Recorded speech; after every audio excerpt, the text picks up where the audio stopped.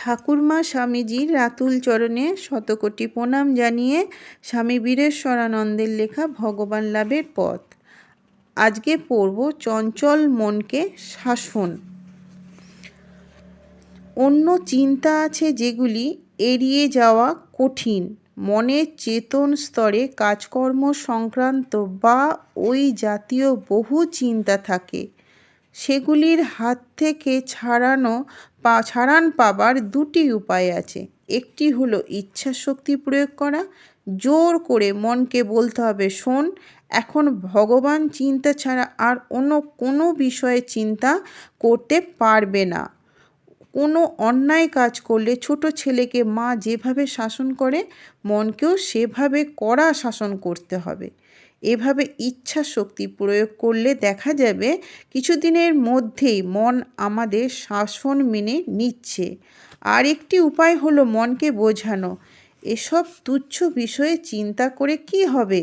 ভগবানের চিন্তা করো, তাতে শান্তি পাবে, আনন্দ পাবে।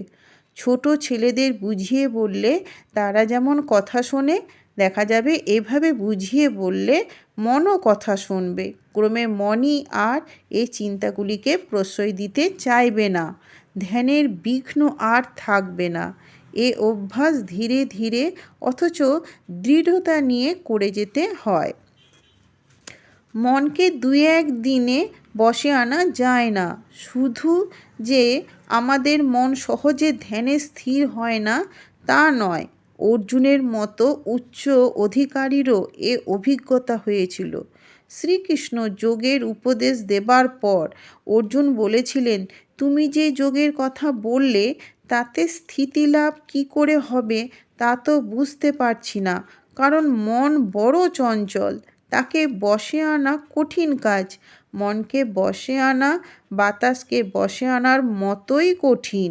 শ্রীকৃষ্ণ একথা মেনে নিয়ে বলেছিলেন, তুমি যা বললে তা সত্য, তবু মনকে বশে আনা যায়।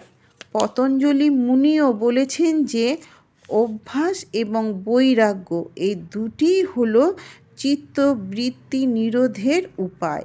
কাজেই একমাত্র এই উপায়ে আমরা ধ্যানের বিঘ্ন অপসারণ করতে পারি। সর্বদা অভ্যাস করে যেতে হবে। অভ্যাস মানে ধ্যেয় বস্তু থেকে মন যখনই অন্য বিষয়ে সরে যাবে তখনই তাকে আবার ধ্যেয় বস্তুতে ফিরিয়ে আনতে হবে। এ প্রচেষ্টা একটানা চালিয়ে যেতে হবে। এভাবে নিয়ত অভ্যাস প্রয়োজন।